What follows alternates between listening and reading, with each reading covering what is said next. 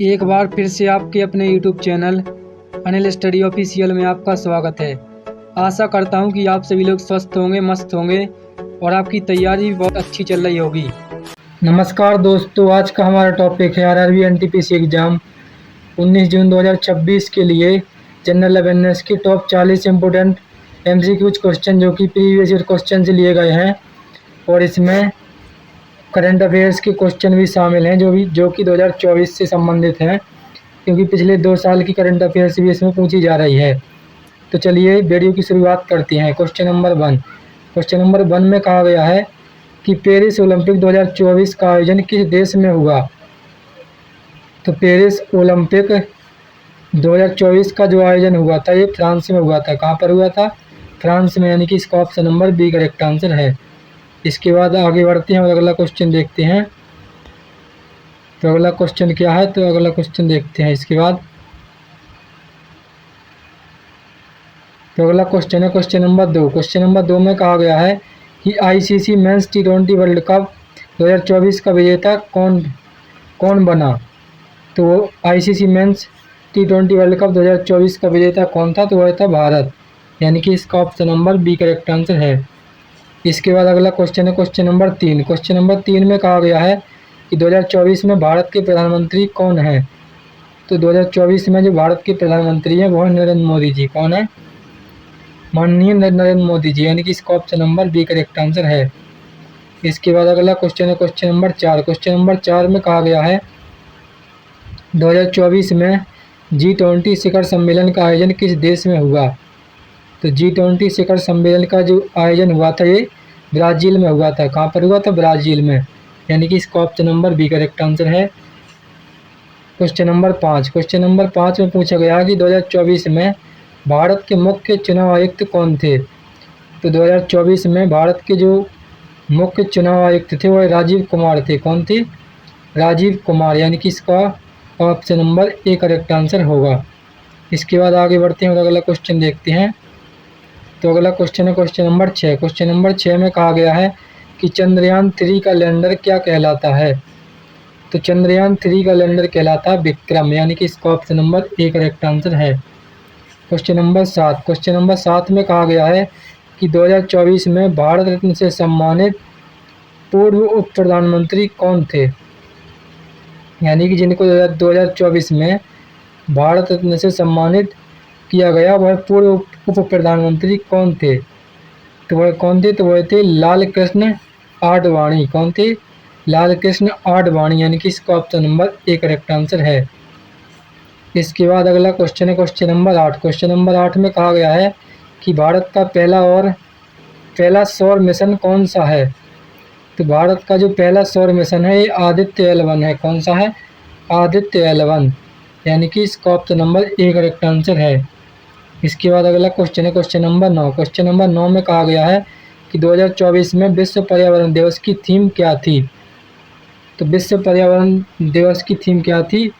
Our land our future, यानी कि हमारी धरती हमारा फ्यूचर, यानी कि इसका option number C correct answer है। Question number 10। क्वेश्चन नंबर 10 में कहा गया है कि ब्रिक्स में 2024 में कौन सा देश नया सदस्य बना। तो ब्रिक्स में 2024 में जो देश नया जुड़ा है वह कौन सा है? तो वो है मिस्र, यानी कि इसका option number A correct answer है।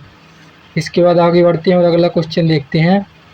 तो अगला क्वेश्चन है क्वेश्चन नंबर 11। क्वेश्चन नंबर 11 में कहा गया है कि हाल ही में किस भारतीय खिलाड़ी ने T20I में सर्वाधिक रन बनाए। तो हाल ही में किस खिलाड़ी ने T20I में सर्वाधिक रन बनाए। तो वो बनाए थे विराट कोहली ने। किसने बनाए थे? विराट कोहली ने, यानी कि इसका option number B correct answer है। इसके बाद अगला क्वेश्चन है क्वेश्चन नंबर 12। क्वेश्चन नंबर 12 में कहा गया कि 2024 में किसी ICC main T20 world cup player of the tournament चुना गया। तो प्लेयर ऑफ द टूर्नामेंट किसको चुना गया था? तो वो चुना गया था जसप्रीत बुमराह को। किसको चुना गया था?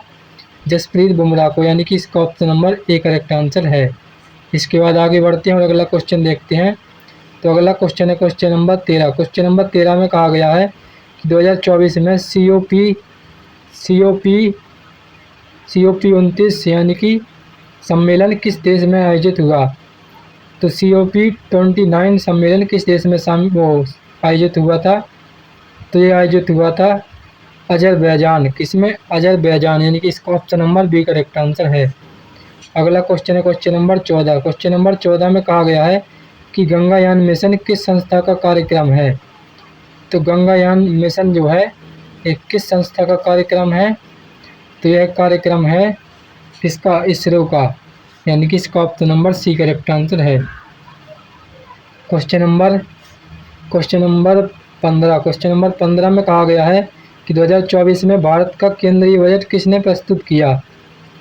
तो 2024 में भारत का जो केंद्रीय बजट प्रस्तुत किया था वह हमारे भारत की वित्त मंत्री निर्मला सीतारमण जी ने किया था। किसने? निर्मला सीतारमण, यानी कि इसका option number A correct answer है। तो यहाँ पर करंट अफेयर्स के क्वेश्चन 15 समाप्त हो चुके हैं।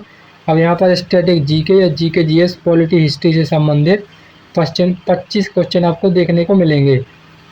तो पहला है कि भारतीय संविधान का अनुच्छेद 21 किससे संबंधित है? तो भारतीय संविधान का जो अनुच्छेद 21 है ये किससे संबंधित है? तो यह संबंधित है जीवन एवं व्यक्तिगत स्वतंत्रता से। किससे? जीवन एवं व्यक्तिगत स्वतंत्रता, यानी कि इसका option number B correct answer है।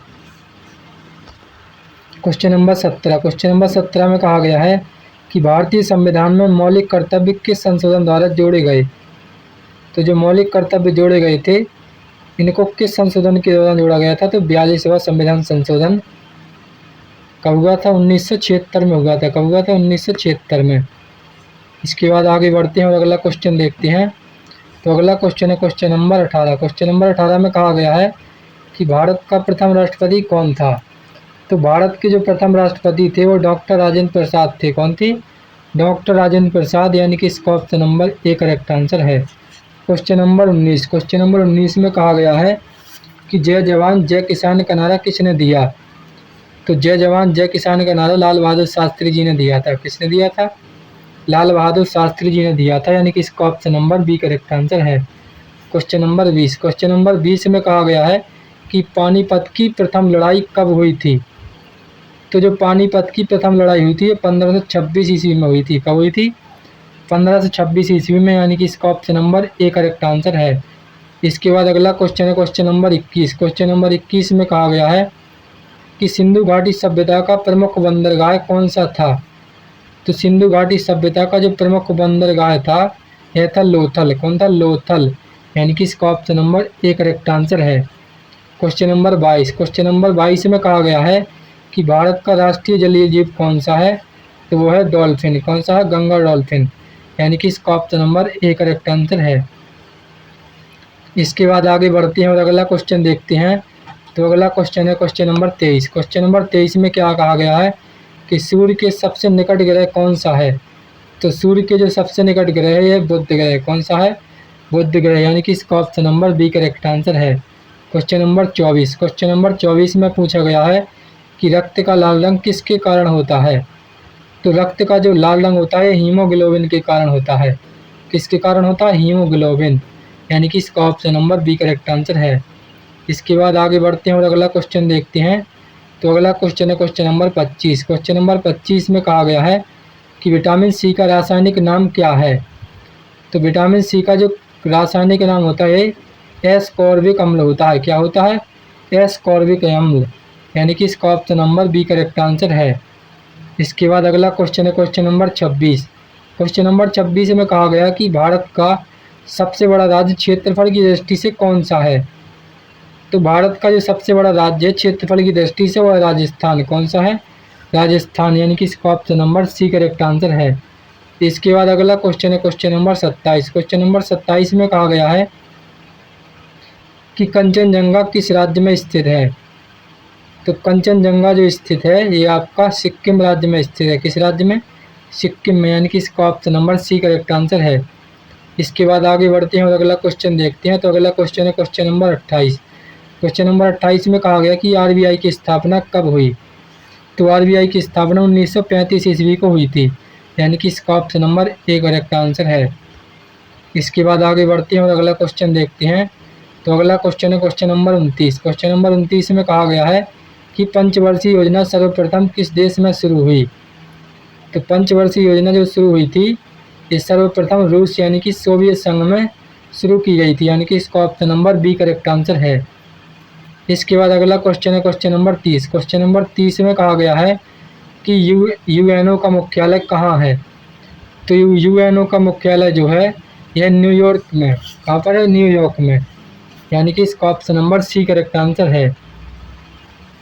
इसके बाद अगला क्वेश्चन है क्वेश्चन नंबर 31। क्वेश्चन नंबर 31 में पूछा गया है कि भारत में हरित क्रांति के जनक कौन है। तो भारत में हरित क्रांति के जनक कौन है, वो हैं MS स्वामीनाथन, यानी कि इसका option number A correct answer है। इसके बाद आगे बढ़ते हैं और अगला क्वेश्चन देखते हैं। तो अगला क्वेश्चन है क्वेश्चन नंबर 32। क्वेश्चन नंबर 32 में कहा गया है कि गीतांजलि के लेखक कौन है, यानी कि जो गीतांजलि पुस्तक है इसके लेखक कौन है। तो इसके लेखक है रविन्द्रनाथ टैगोर। कौन है, रविन्द्रनाथ टैगोर, यानी कि इसका option number B correct answer है। इसके बाद अगला क्वेश्चन है क्वेश्चन नंबर 33। क्वेश्चन नंबर 33 में कहा गया है कि सारे जहाँ से अच्छा किसने लिखा। तो जो सारे जहाँ से अच्छा है यह गीत किसने लिखा है। तो यह गीत लिखा था, किसने लिखा था, क्वेश्चन नंबर 33, तो यह लिखा था इकबाल ने, यानी कि इसका option number A correct answer है। Question number 34। क्वेश्चन नंबर 34 में पूछा गया है कि भारत का राष्ट्रीय खेल पारंपरिक रूप से माना जाता है तो क्या है। यानी कि जो पारंपरिक रूप से भारत का राष्ट्रीय खेल माना जाता है वह है हॉकी, लेकिन आधिकारिक रूप से भारत का कोई भी राष्ट्रीय खेल नहीं है, यानी कि इसका option number B correct answer है। Question number 35। क्वेश्चन नंबर 35 में कहा गया है कि मोनालिसा चित्र किसने बनाया। तो जो मोनालिसा चित्र है यह किसने बनाया। तो यह बनाया था क्वेश्चन नंबर 35, तो यह बनाया था लियोनार्डो दा विंची। किसने बनाया था, लियोनार्डो दा विंची। इसके बाद अगला क्वेश्चन है क्वेश्चन नंबर 36। क्वेश्चन नंबर 36 में कहा गया है कि पृथ्वी का सबसे बड़ा महासागर कौन सा है। तो पृथ्वी का जो सबसे बड़ा महासागर है यह प्रशांत महासागर, यानी कि इसका option number C correct answer है। Question number 37। क्वेश्चन नंबर 37 में पूछा गया है कि भारतीय संसद के कितने सदन हैं। तो भारतीय संसद की 2 सदन होती हैं, लोकसभा और राज्यसभा, यानी कि इसका option number B correct answer है। Question number 38। क्वेश्चन नंबर 38 में कहा गया है कि राज्यसभा का पदेन सभापति कौन होता है। तो राज्यसभा का पदेन सभापति हमारे देश का उपराष्ट्रपति होता है, और उसको जो वेतन भत्ते दिए जाते हैं वह उपराष्ट्रपति पद के रूप में दिए जाते हैं, यानी कि इसका option number C correct answer है। Question number 39। क्वेश्चन नंबर 39 में कहा गया है कि ऑपरेशन फ्लड किससे संबंधित है। तो ऑपरेशन फ्लड जो है ये संबंधित है दुग्ध उत्पादन से। किससे, दुग्ध उत्पादन से, यानी कि इसका option number A correct answer है। इसके बाद आज का आखिरी और बहुत ही इम्पोर्टेंट क्वेश्चन है क्वेश्चन नंबर 40। क्वेश्चन नंबर 40 में कहा गया है कि भारत का राष्ट्रीय गान किसने लिखा।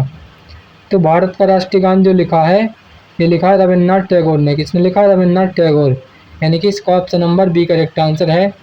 तो आशा करता हूँ कि आप सभी लोगों को RRB NTPC एग्ज़ाम 19 जून 2026 के लिए जनरल अवेयरनेस के टॉप 40 MCQ क्वेश्चन अच्छी तरह समझ में आए होंगे।